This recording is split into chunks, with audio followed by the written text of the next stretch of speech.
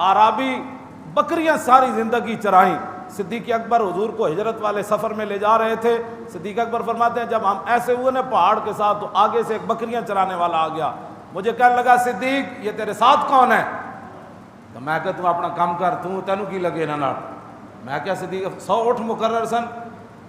آج ہم گرفتار ہوتے ہیں تو لوگ پریشان ہو جاتے ہیں. میں نے کہا جن کا ہم نے کلمہ پڑھا ان کی گرفتاری کے لیے لوگوں نے 100 اٹھ بھی مقرر کیے.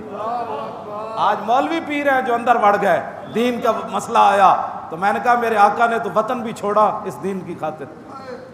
جی انہاں مولویاں پیراں دے پتر بیمار ہون تے یورپ تو پہلے علاج نہیں ہوندے انہاں دے. میں کہا صدیق اکبر تسی دسو جی او دیہاتی نے حضور نو ویکھیا سی پہلے؟ انہاں کہا نہیں ویکھیا, او اچانک اگوں آیا تے کہنے لگا دسو جی اے کون ہن؟ صدیق اکبر فرمان لگے میں کیا اے مخبر نہ بن جائے.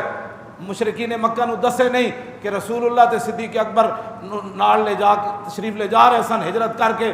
صدیق اکبر فرمایا اپنا کام کر, تینوں کی لگے؟ تے دیہاتی کہنے لگا اجازت ہوے تے میں دساں اے کون ہن؟ میں دساں اے کون ہن؟ صدیق اکبر فرمایا دس اے کون ہن؟ اور کہنے لگا صدیق نہ جو کوئی ہویا نہ کوئی ہو سی, کوئی تصور ہی نہ ابھرا تیری تصویر کے بعد, اور ذہن خالی ہی رہا کاسہ سائل کی طرح. جس نے کلمہ پڑھنے کے بعد ادھر ادھر دیکھا اس نے پھر حضور کو کیا مانا.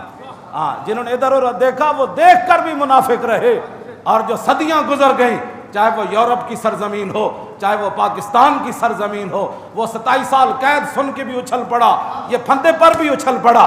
ہاں صدیاں گزر گئی, جنہوں نے مانا تو بن دیکھے بھی پھندا دیکھ کر مسکرا پڑے, اور جنہوں نے نہ مانا وہ دیکھ کر بھی اگر مگر کا شکار رہے.